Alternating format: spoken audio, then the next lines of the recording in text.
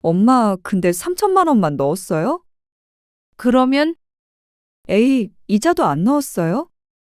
아이고, 나중에 맛있는 거 사줄게. 이자를 10% 정도 치면 1년에 300이니까. 반년이면 그래도 150은 주셔야죠. 너 진심이니? 진심이죠. 요즘 세상에 아무리 부모 자식 사이라도 이자도 없이 돈 거래하진 않잖아요. 오늘 이야기 속 주인공은 68세 성영심 씨입니다. 그리고 그녀의 딸에 관한 이야기이죠. 송 씨는 잘 키운 딸 하나 10아들 안 부럽다는 말이 잘못됐다고 생각했습니다.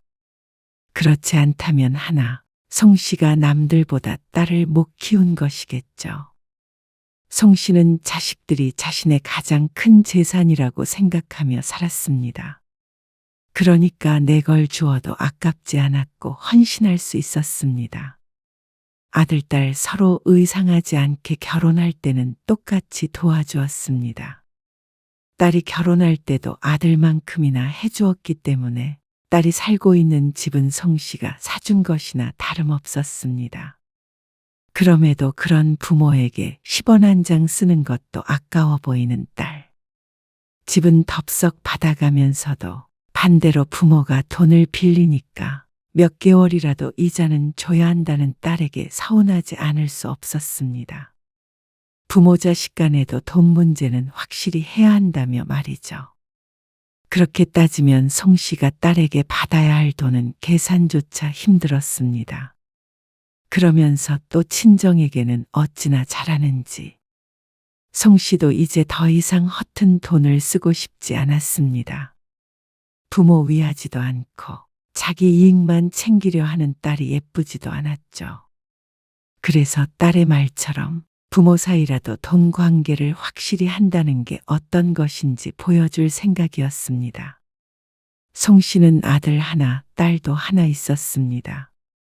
아들은 결혼할 때 송 씨가 전세금을 마련해 주었습니다. 그리고 2년 뒤에 딸이 결혼할 때도 딱 그만큼 지원해 줬는데 형태는 조금 달랐습니다. 그 돈이랑 제가 모은 돈이랑 보태가지고 집을 사서 시작하는 게 좋을 것 같아요. 그럼 좋지. 송 씨는 그 돈을 딸이 어떻게 쓰던지 상관없었습니다. 앞으로 살아갈 미천을 주었으니 이 다음부터는 자식들의 몫이라고 생각했죠. 그런데 순조로울 것 같았던 딸의 신혼집 마련은 시작부터 삐그덕거렸습니다. 엄마, 상의할 게 있어서 왔어요. 어느 날 딸이 어두운 낯빛으로 찾아왔습니다. 결혼 준비로 들떠야 할 때의 말이죠. 왜? 무슨 일인데? 이사할 집 못 구했어? 그게 마음에 드는 집은 있는데요. 그런데 진명애 때문에요. 진명이가 왜? 아니, 내가 이기적인 건지는 모르겠는데. 사실 시댁에서는 아무것도 못 보태주신다고 그러는 상황인데, 현성 씨가 진명이를 자기랑 반씩해야 된다고 그러잖아요. 박서방도 보태면 그렇게 해줘야겠지. 송 씨의 말에 딸이 조금 머뭇거리며 말했습니다. 박서방이 보태겠다는 돈이 1,000만 원인데? 그 말엔 송 씨도 눈을 크게 떴습니다. 딸이 보태는 금액보다도 훨씬 적은 돈이었습니다. 그런데 절반씩 명의를 하자니까 딸이 고민을 할 만도 하다고 생각했습니다. 아무리 사랑으로 하는 결혼이지만 말이죠. 그래서 엄마가 돈 보태준 거라서 그건 안 될 것 같다고 그랬어요. 현성 씨 1,000만 원은 다른 일에 쓰자고 했고. 그래? 그래서 명의를 일단은 나랑 엄마랑 이렇게 해야 할 것 같은데. 그리고 그렇게 하면 일단 증여세는 안 내도 되는 거잖아요. 받아도 나중에 받는 게 낫겠어요. 둘이 잘 상의해봐. 송 씨는 보태주기만 하는 것이고 나머지 일들은 부부가 상의해서 정할 일이었습니다. 딸이 그걸 원한다면 그렇게 해주기로 했습니다.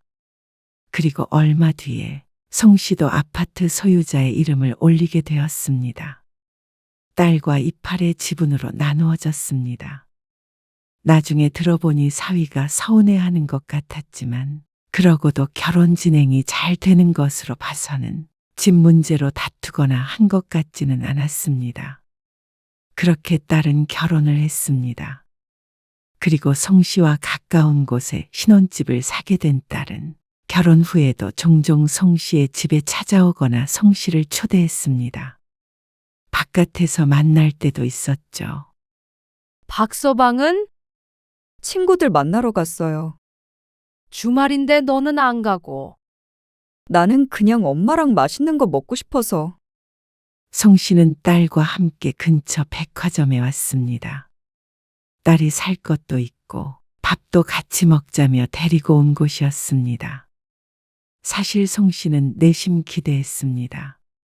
닷새쯤 뒤가 송 씨의 생일이었는데 그것 때문에 주말에 미리 불러내서 생일 선물이라도 사주려는 것인가 싶었죠. 엄마, 이건 어때요? 예쁘네. 잘 어울려. 이건요? 이거는 현성 씨한테 좋을 것 같은데. 그런데 딸이 집어드는 것마다 죄다 자기들 것뿐이었습니다. 생일을 잊은 건가 싶어서 조금 섭섭했죠. 그리고 그게 끝이 아니었습니다. 엄마, 이건 엄마가 사줘요. 딸은 코트를 몸에다 대보고 하더니 가격표를 보고 송 씨에게 말했습니다. 백화점에 데려왔으면 네가 사줘야지. 왜 엄마한테 사달라고 해? 엄마가 딸 옷 좀 사줄 수도 있지. 네가 한번 엄마 옷 좀 사줘봐라. 생각해보니 이런데 같이 와도 딸이 송 씨를 사준 적은 한 번도 없었던 것 같았습니다. 결혼 전에는 박봉의 직장인이라며 그리고 또 그전에는 가난한 대학생이라면서 자연스레 송 씨가 계산하게 했습니다. 그런데 결혼해서까지 이거 사줘라 저거 사줘라 하는 건 잘못된 거 아닌가 싶었습니다. 그것도 송 씨의 생일을 앞두고 있는 때 말이죠. 그런데 불퉁한 송 씨의 목소리를 듣더니 딸이 말했습니다. 이건 엄마가 나한테 주는 선물이에요. 무슨 선물? 생일도 아니고. 임신 선물. 그러면서 송 씨를 바라보며 씩하고 웃는 딸. 송 씨는 깜짝 놀라 딸을 쳐다보았습니다. 너 임신했니? 그러자 딸이 고개를 끄덕였습니다. 그거 말하려고 데이트하자고 한 거예요. 딸은 결국 그 코트를 송 씨가 계산하도록 만들었습니다.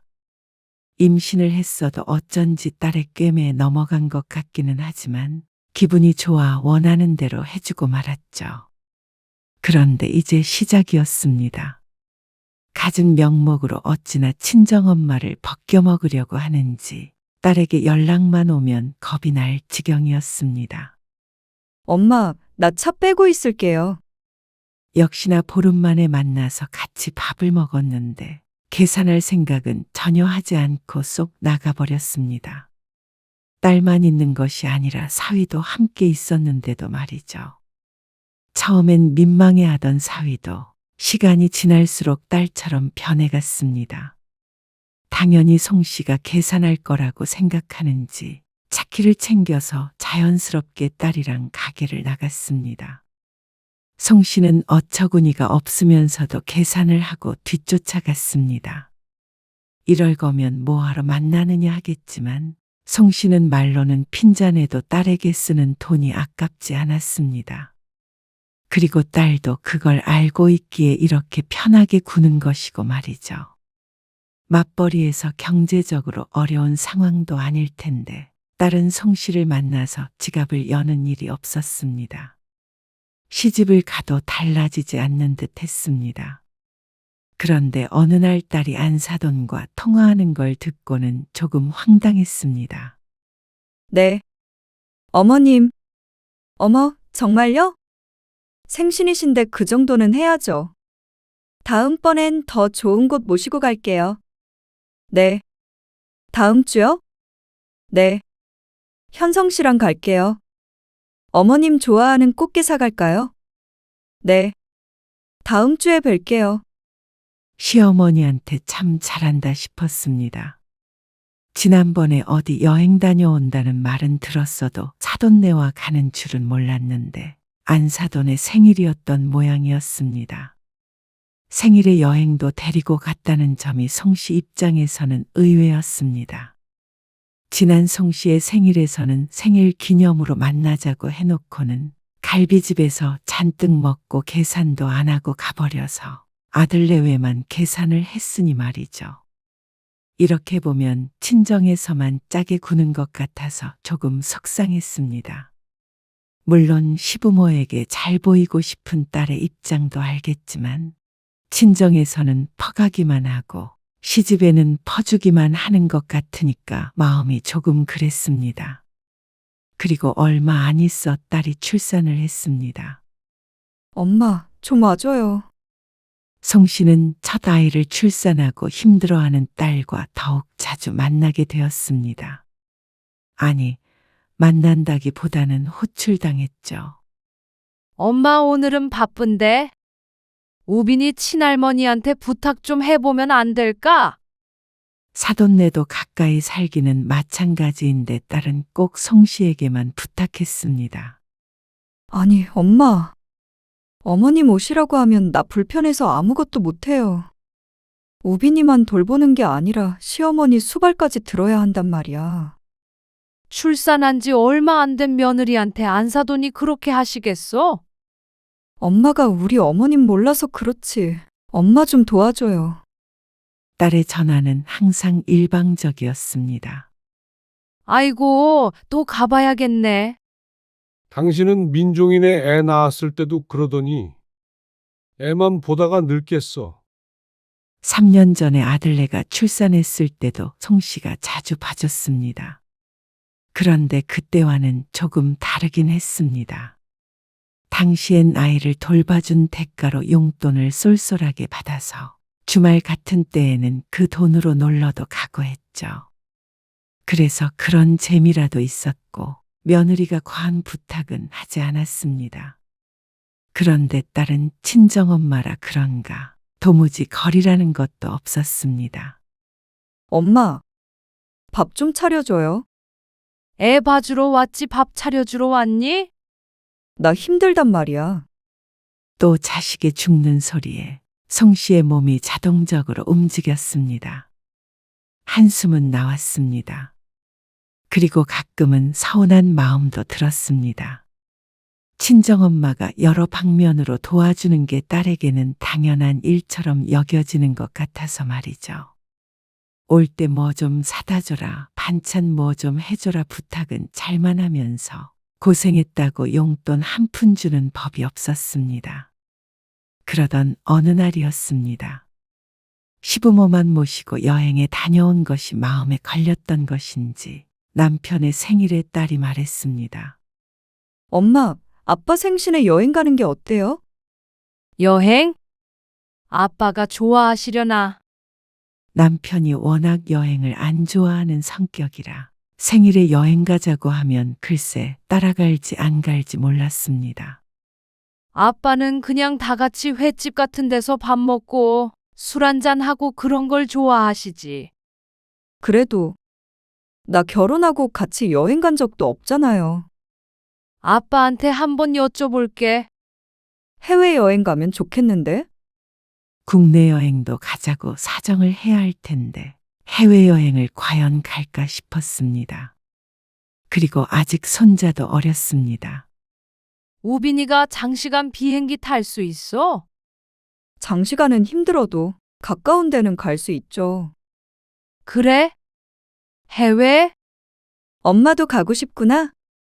딸이 짓궂게 웃었습니다.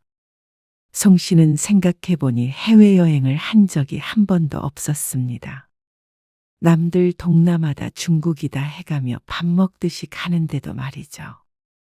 남편이 워낙 여행을 안 좋아하기도 했고 송 씨도 그런 데는 돈이 많이 들 것 같아서 아깝다는 생각이 들었습니다.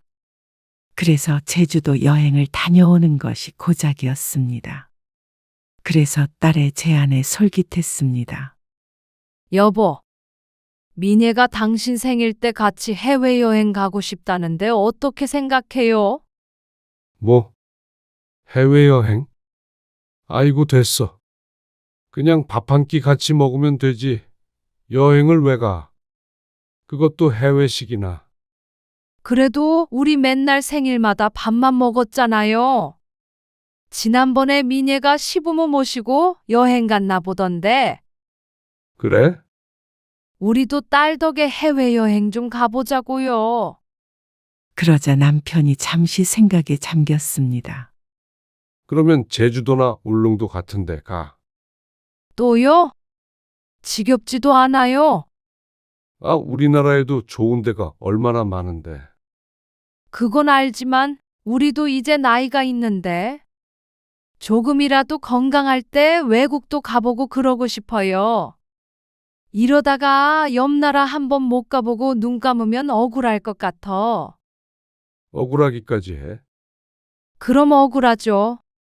그리고 자식이 같이 가자고 보내준다는데 거절하면 바보 아닌가? 남편이 고심하더니 고개를 끄덕였습니다. 아이고, 가. 그럼. 그러자 성 씨의 얼굴이 밝아졌습니다. 신이 나서 딸에게 전화를 걸었습니다. 미애야, 아빠가 외국으로 여행 가자고 그러시네. 어머, 정말요? 설득하는데 한참 걸릴 줄 알았는데. 딸도 무척 좋아했습니다. 그럼 우리가 여행 계획 짜고 할게요. 그래. 우리는 날짜는 아무 때나 상관없으니까 너희 일정에 맞춰. 우빈이 힘드니까 너무 먼 곳으로는 말고. 알겠어요. 성 씨는 처음에 딸에게 들었을 때는 그다지 좋다는 생각을 하지 않았는데 남편마저 허락해서 현실이 되니까 얼떨떨하기도 했고 설레기도 했습니다. 그래서 주변에다가 딸이 외국 여행 보내준다면서 자랑도 좀 하고 다녔죠. 그나저나 외국 여행 가려면 가방도 좀 큰 걸로 사야 하나? 한 달이나 남았는데 벌써부터 그래? 한 달이면 얼마 안 남은 거잖아요. 베트남으로 간다던데 베트남 여행 책도 하나 사와야겠다. 우빈이 힘들지 않아? 베트남이면 비행기도 몇 시간 타고 가야 하지 않나? 에이, 우리가 돌아가면서 보면 되죠. 우빈이 얌전해서 잘 탈 거려. 그렇게 좋아? 좋죠, 그럼. 며칠 동안 싱글벙글했습니다. 잠깐만요. 미애 전화 왔다. 때마침 딸에게서 전화가 걸려왔습니다. 미애야. 엄마, 카드 번호 좀 불러주세요. 카드 번호? 성 씨는 딸의 말에 어리둥절해서 되물었습니다. 농협인가? 농협이고. 아니, 카드 번호는 왜? 하마터면 카드 번호를 불러줄 뻔했습니다. 그런데 딸이 황당한 말을 했습니다. 지금 빨리 결제해야 해요. 최저가 떴거든요? 이거 비행기랑 숙소 결제해야죠. 결제를 하라고. 이게 웬 말인가 싶었습니다. 결제를 왜 자기가 안 하고 성씨 보고 하라는 건지 몰랐습니다. 너 걸로는 카드 결제 안 되니? 그러자 딸이 더 황당하다는 듯이 대꾸했습니다. 나? 돼지. 여행 경비는 아빠가 쏘는 거 아니에요? 뭐? 보통은 생일에 해외여행 가자고 그러면 자식이 내는구나 생각하는 게 당연한 게 아닌가 싶었습니다. 지난번에 시부모와 함께 한 여행에서는 자기들이 냈다고 들어서 더욱 그렇게 생각했습니다.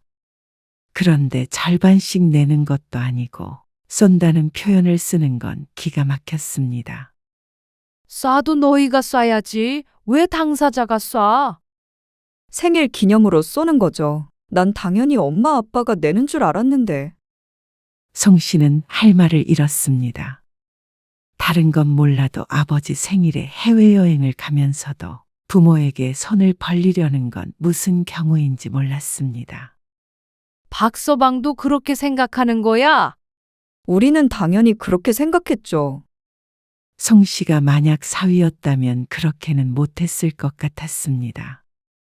장인 장모가 내겠다고 해도 자신이 낸다고 해야 정상 아닌가 하는 생각이 들었습니다. 송 씨는 딸이 너무도 당연한 듯 이야기해서 스스로가 잘못된 생각을 하고 있나 싶어 남편을 돌아보았습니다.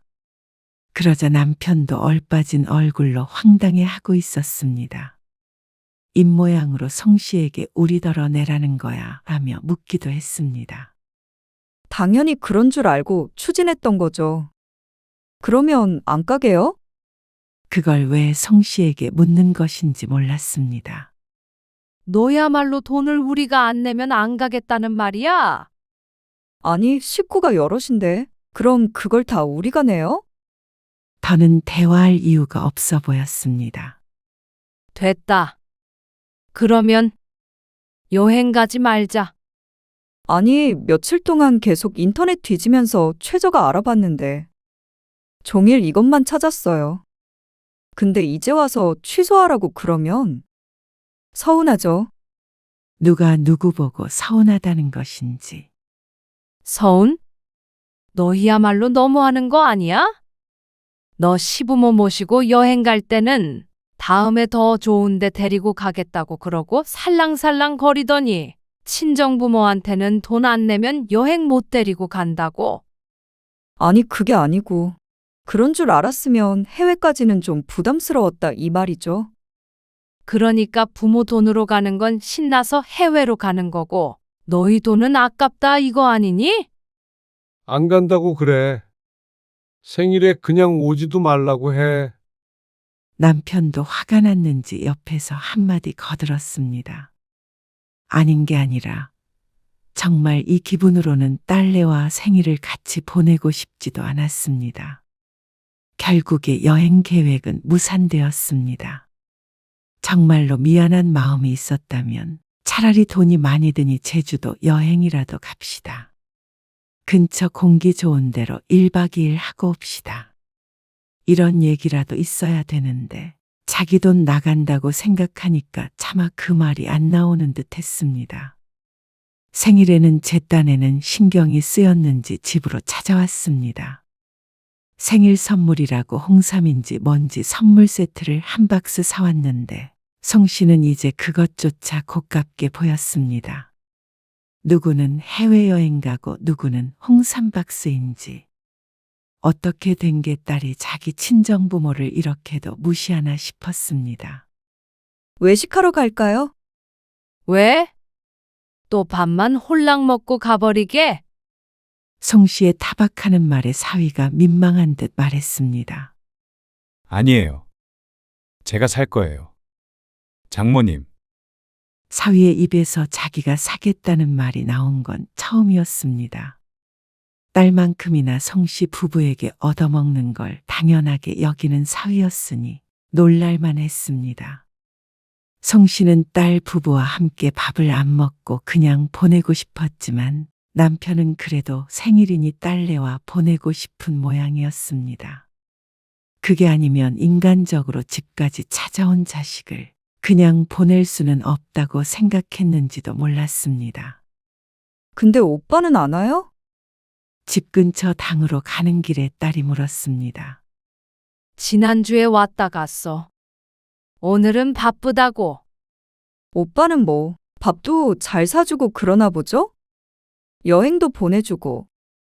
뭐든 딸보다 나았습니다. 아들이 다른 사람보다 특별히 과하게 챙긴다고 할 수도 없었지만 평범했습니다. 생일에 적당한 용돈을 서로 주고받고 밥 먹으러 가면 아들이 살 때도 있고 송 씨 부부가 살 때도 있고 말이죠. 그 정도만 돼도 송 씨가 이렇게 서운하지는 않았습니다. 오늘은 우리가 살게요. 그러니까 기분 풀어요. 나도 돈 많으면 엄마 아빠 모시고 유럽 여행 갔죠. 베트남이 아니라.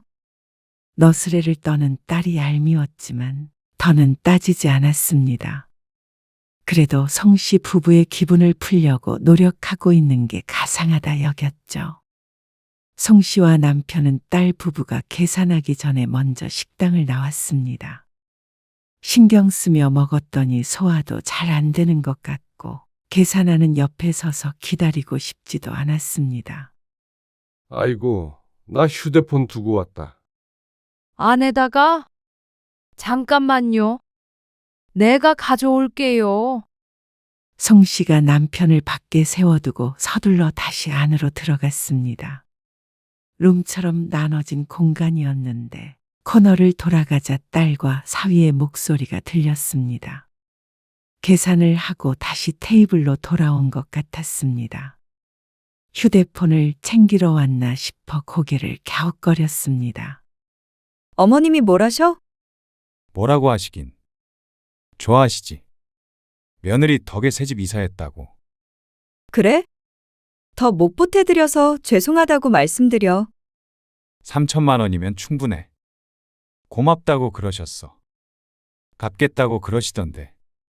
에이, 갚긴 뭘 갚어. 어머님, 아버님 이사하시는데 아들 며느리가 그 정도는 해드려야지. 가만히 대화를 듣다 보니 참 이상했습니다. 짐작해보면 사돈네가 이사를 하는데 딸과 사위가 돈을 보탠 것 같았습니다. 아까 듣기론 3천만 원이라고 하는 것 같았습니다. 새 집으로 이사하는데 3천이면 크다고 할 수 있는 돈은 아니었습니다. 하지만 그 돈이 딸에게서 나온 것이라고 생각하면 송 씨 입장에선 억만금같이 느껴졌습니다. 밥 한 끼 얻어먹으려면 이렇게나 힘든데 어째서 늘 자신을 도와주는 친정부모보다도 시부모를 더 챙기는 것인지 몰랐습니다. 그게 딸이 시집에서 예쁨 받는 길이라고 생각한다면 조금 불공평해도 참을 수 있었습니다. 하지만 그렇다면 적어도 사위는 딸이 시집에 하는 만큼 송 씨 부부에게 해야 하는 거 아닌가 싶었습니다. 어째서 송 씨 부부는 퍼주기만 하고 사돈네는 해준 것 하나 없이 받기만 해도 되는 것인 것 몰랐습니다. 과연 송 씨 부부가 이사 가기 위해 3천만 원만 보태주라고 했다면 저렇게 선뜻 내줬을지 궁금했습니다. 그래서 송 씨는 대화 중인 딸을 놀라게 하는 대신에 아무것도 모른 척을 했습니다. 너희 아버지 휴대폰 못 봤니? 어? 엄마? 나간 거 아니었어요? 아빠가 휴대폰을 안에 두고 왔다고 해서 찾으러 왔지. 딸과 사위가 서로 눈치를 보았습니다. 송 씨는 그 모습을 보고도 아무렇지 않게 말했습니다. 거기 의자 쪽에 있을 텐데. 아, 저기 있네요. 사위가 남편이 앉았던 의자 옆에서 휴대폰을 집어서 건넸습니다. 얼른 가자. 송 씨가 웃으며 말하자 딸이 안심하는 기색이었습니다. 그렇게 아무 일 없었다는 듯이 헤어졌습니다. 그리고 얼마 안 있어서 딸이 아이 좀 봐달라고 불렀습니다. 여행 사건 이후로 애는 안 봐주고 있었는데 생일에 만회를 했다고 생각했는지 은근슬쩍 부르길래 송 씨도 딸 집으로 갔습니다. 나 얼른 나갔다 올게요. 딸은 볼 일이 있다며 나가서 한두 시간쯤 있다가 금방 들어왔습니다. 평소 같았으면 바로 돌아왔겠지만 송 씨는 딸을 식탁 앞에 앉혔습니다. 민혜야, 엄마가 부탁이 있는데. 무슨 부탁이요? 송 씨가 딸의 손을 붙잡으며 말했습니다. 엄마 아빠가 급하게 3천만 원 정도가 필요해. 혹시 좀 빌려줄 수 있니? 3천만 원이요? 딸의 눈이 화등잔만 해졌습니다. 3천만 원 없으세요? 현금 있던 거 네 아빠가 전부 고모 빌려줘 버려가지고. 급히 쓰려니까 없네. 아, 딸이 무척 곤란한 표정을 지었습니다. 금방 갚어. 고모가 아무리 못해도 반년 안에는 돌려주기로 했거든. 3천이면 너무 큰데. 오빠한테 전화해 보셨어요? 너희 오빠 요새 힘들어서 죽을라 그래. 그러자 딸이 난감한 듯 눈을 이리저리 굴렸습니다. 그러더니 미안한 표정으로 대꾸했죠. 어쩌죠? 우리도 빠듯한데. 우리 둘 월급 반하고. 금방 주는데도 어려워? 사실 송 씨도 그럴 줄 알면서도 물은 것이었습니다. 3천만 원은 커녕 3천 원도 안 쓰려는 딸인데 그렇게 큰 돈을 빌려준다고 할 리가 없을 것 같았습니다. 하지만 그래도 확인하고 싶은 마음이 컸습니다.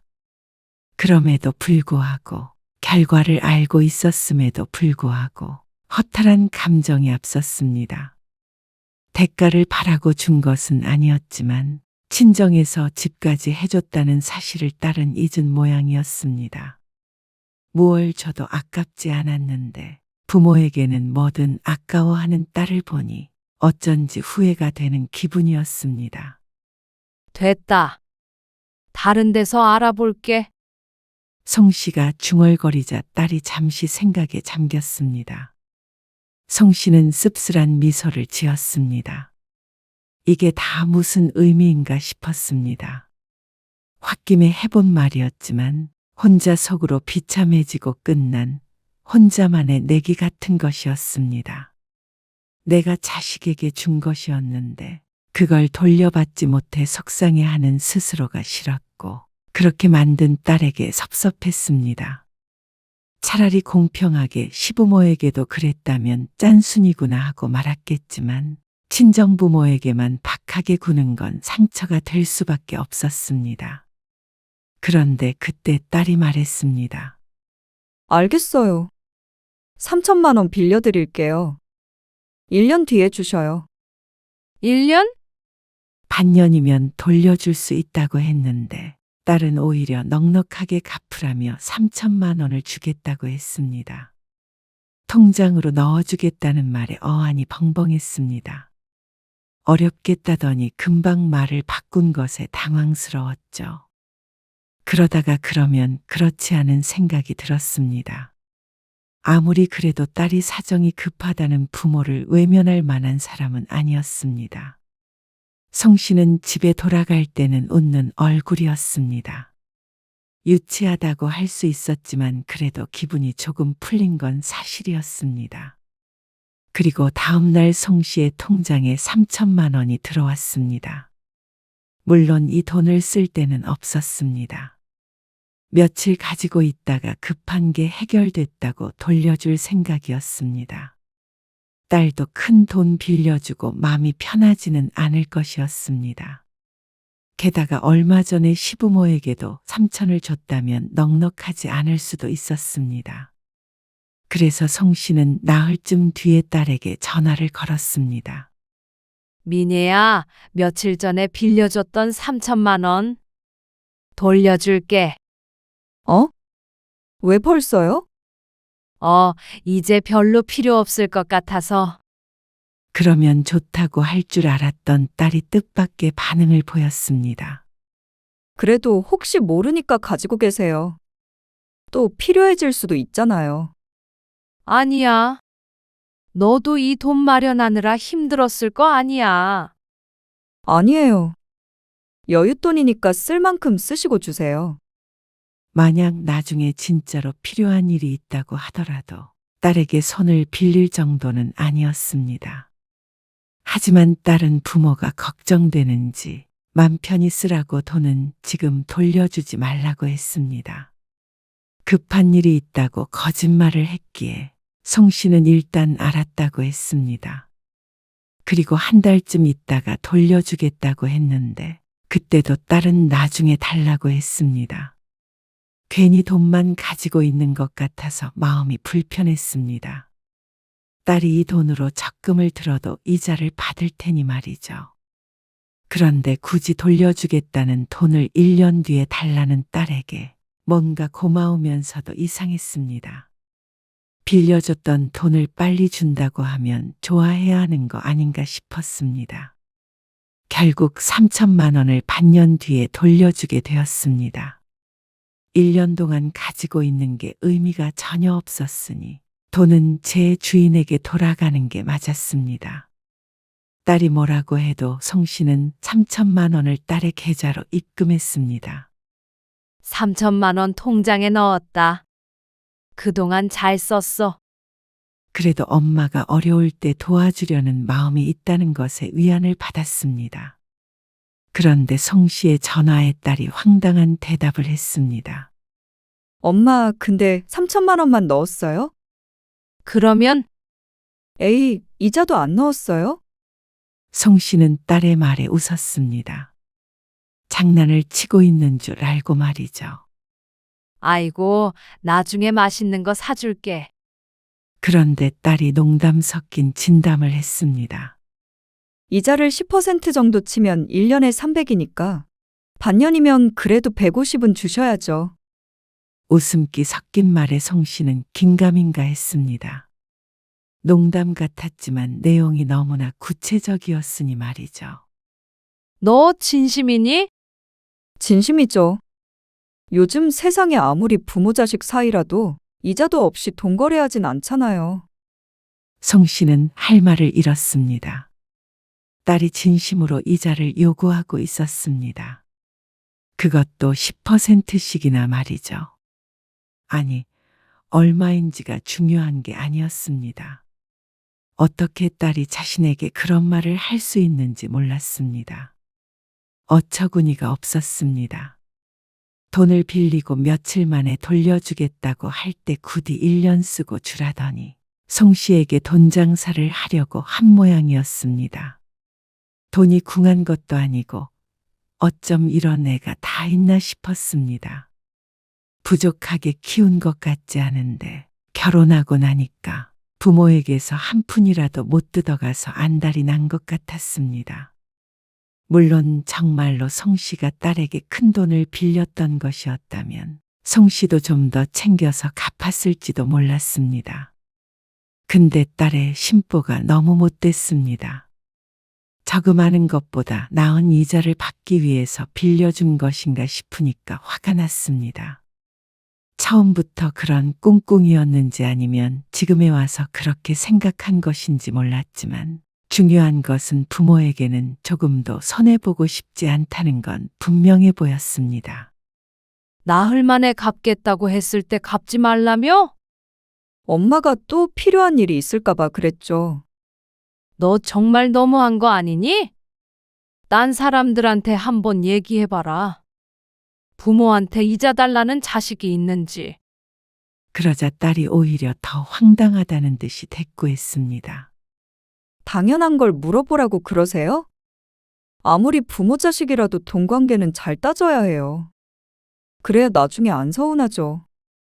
그러면 너는 시부모한테 3천만 원 보태주고 이자 받았니? 그러자 딸이 놀란 듯 아무 말도 없었습니다. 그건 어떻게 아셨어요? 너희 하는 말 들었다. 딸이 머뭇거리며 대답했습니다. 그건 빌려드린 게 아니라서요. 더 기가 찬 말이었습니다. 시부모는 그냥 준 거라 이자도 필요 없고 친정부모는 빌려준 거니까 이자도 다 받아야 된다는 논리는 어떻게 나온 건지 몰랐습니다. 부모 자식 간의 돈 관계는 제대로 해야 한다면서 가장 제대로 하지 않는 게 딸이었습니다. 그동안의 딸과의 일이 주마등처럼 스쳐 지나갔습니다. 아니, 누굴 탓할까요? 그렇게 키운 게 송씨이고 그렇게 행동하도록 호구같이 퍼주기만 했던 게 송씨인데 말이죠. 하지만 아무리 자신에게 책임이 있다지만 딸이 괘씸한 건 변함없는 사실이었습니다. 이대로는 너무 억울하고 속상했습니다. 그래서 송씨는 딸이 원하는 대로 해주기로 마음먹었습니다. 그래. 이자는 보낼게. 아무리 부모 자식 사이라도 돈 문제는 확실히 해야 한다고 했지. 그래. 그렇게 하자. 정말요? 알겠어요. 딸은 좋아했습니다. 하지만 언제까지 좋아할지 지켜보기로 했죠. 송씨는 그 다음 주에 딸에게 전화를 걸었습니다. 엄마, 어쩐 일이에요? 안 그래도 우빈이 맡기려고 전화하려고 했는데 그 와중에도 부모를 부려먹을 생각밖에 없는 모양이었습니다. 너희 살고 있는 집, 내 지분을 팔려고 그러거든. 네? 그게 무슨 말이에요? 딸이 어리둥절하게 대답했습니다. 엄마 명의로 된 지분 말이야. 그거 팔려고. 갑자기 그게 무슨, 엄마도 이번에 너희한테 한 수 배웠다. 네? 내가 가족끼리라고 너무 안이하게 생각했던 것 같아. 오히려 남보다도 더 정확히 해야 하는 사이인데 말이야. 딸은 대답이 없었습니다. 안 그래도 너한테 돈 빌리면서 마음이 편하지 못했는데, 우리가 우리 앞가림 잘하면서 사는 게 오히려 자식 도와주는 길이라는 걸 이번에 깨달았다.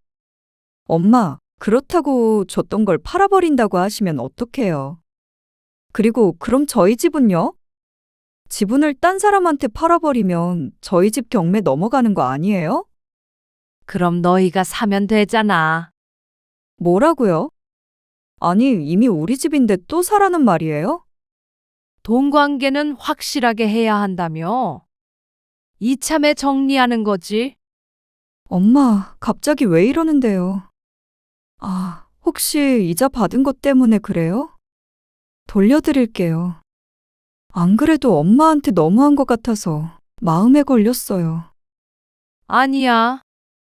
나는 오히려 네 말이 맞다고 생각했어. 무릎을 탁 쳤지 뭐야. 아니, 그러면 제가 뭐가 돼요? 박서방한테는 엄마가 줬던 집 다시 뺏었다고 해요?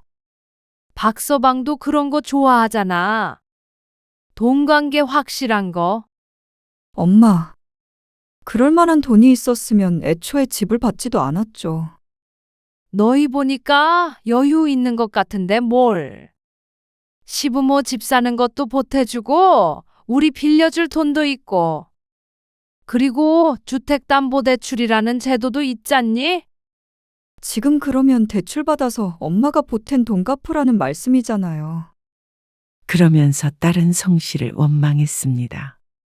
정말 너무하신 거 아니에요? 어떻게 친정부모가 딸한테 이렇게 해요? 딸은 친정부모한테 그래도 되고? 엄마, 이렇게 하면 저희 안 보고 지내자는 말로밖에 안 들려요. 그러면 너희는 그동안 우리한테 안 보고 지내자고 그런 행동들을 했던 거야? 딸은 입을 다물었고 성씨는 마지막 말을 덧붙였습니다. 그리고 그렇게 들렸다면 어쩔 수 없는 거겠지. 그리고 전화를 끊었습니다. 차라리 그러는 편이 속 시원할 것 같았습니다. 자꾸만 딸에게 서운한 감정 느끼고 사돈과 비교하고 억울해하는 것보다 애초에 서로 안 주고 안 받아서 기대조차 안 하는 것이 마음 편할 것 같았습니다. 그리고 사흘 뒤 사위에게도 전화가 왔습니다. 장모님, 저라도 미내를 말렸어야 했던 건데 죄송해요. 기분 푸세요. 저희랑 같이 여행 가시는 건 어때요? 기분 전환도 할 겸. 헛웃음이 나왔습니다. 누굴 바보로 아는 모양인지 모든 게 둘이 함께 벌인 일이라는 걸 모르지 않았습니다. 사위나 딸이나 똑같았습니다. 그런데 이제 와서 눈 가리고 아웅하려는 게 더 얄미웠습니다. 그 집 문제는 없던 걸로 해주시면. 이달까지 해결 보고 안 살 거면 다른 사람한테 팔거나 경매 넘길 테니까 그런 줄 알아. 이제는 손주를 봐달라는 부탁도 없었습니다. 그런 부탁할 상황도 처지도 아님을 알고 있는 모양이었습니다. 송 씨는 딸의 사과에도 결정을 번복하지 않았습니다. 남편도 그런 송 씨를 지지했습니다. 이기적인 것들. 부모 돈은 죄다 찌들 거라고 생각하면서. 이래서 자식 키워봤자 소용없는 거야. 집을 준 게 아까운 게 아니라 그 이후에도 끊임없이 부모를 벗겨먹으려 하면서 자신들은 부모에게 돈 한 푼 쓰기 싫어하는 그 마음이 분했습니다. 그러지만 않았더라면 집은 언젠가 딸 것이 되었을 것이고 송씨 부부도 아깝다는 생각을 하지 않았을 테죠. 누군가는 송씨 부부를 매정하다고 할 수도 있었습니다. 대가를 바라고 준 것이냐고 손가락질을 할지도 몰랐죠. 하지만 아무리 부모라도 부모를 존중하지 않는 자식에게 마음 주지 않을 권리는 있었습니다. 내 것을 주지 않을 권리도 있었죠. 제 복을 제 발로 걷어찬 것은 딸이라고 생각했습니다. 물론 딸은 달리 생각할지 몰라도 말이죠. 결국 딸 부부는 송 씨가 보태줬던 돈을 고스란히 뱉어내야 했습니다. 당연히 딸과 사위는 송 씨 부부를 원망했습니다. 이렇게 보면 자식에게 덮어주는 부모가 더 대접받는 건 아닌 모양이었습니다. 그렇다면 각자 잘 사는 게 덜 억울한 방법이었습니다. 뒤늦게 깨달았지만 앞으로는 그럴 작정이었습니다. 딸에게 먼저 연락할 일은 없겠지만 말이죠.